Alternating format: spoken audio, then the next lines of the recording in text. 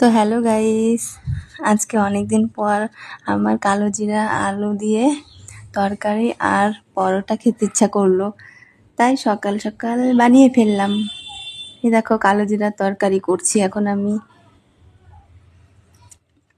তো এই রেসিপিটা খুব ভালো লাগে, সিম্পলের মধ্যে ঝটপট তৈরি হয়ে যায়। খুব অল্প টাইমের মধ্যে এই রেসিপিটা তৈরি করে ফেলুন।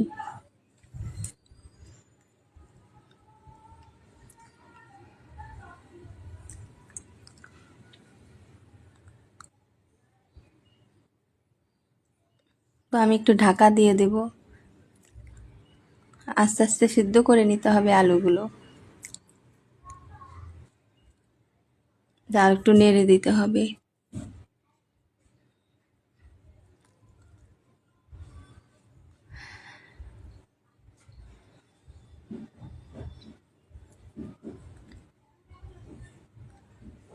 এইভাবে বারে বারে ঢাকা দিয়ে মাঝে মাঝে নেড়ে দিতে হবে। আর এদিকে আমি ময়দা নিয়ে নিয়েছি,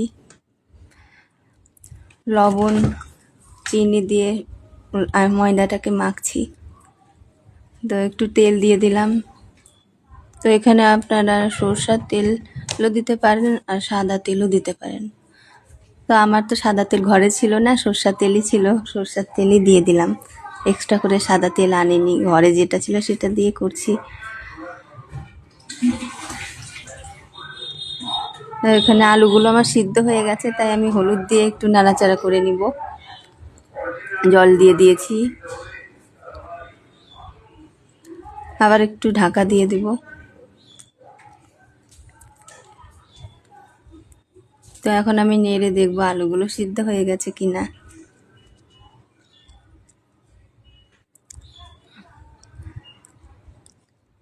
তো তরকারিটা হয়ে এসছে, হয়ে গেছে তরকারিটা। এখন এবার আমি পরোটাগুলো ভেজে নিব, এক এক করে পরোটাগুলো ভেজে নিচ্ছি।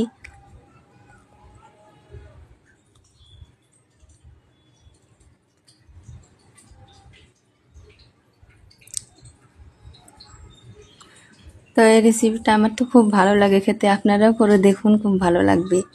তো আজকে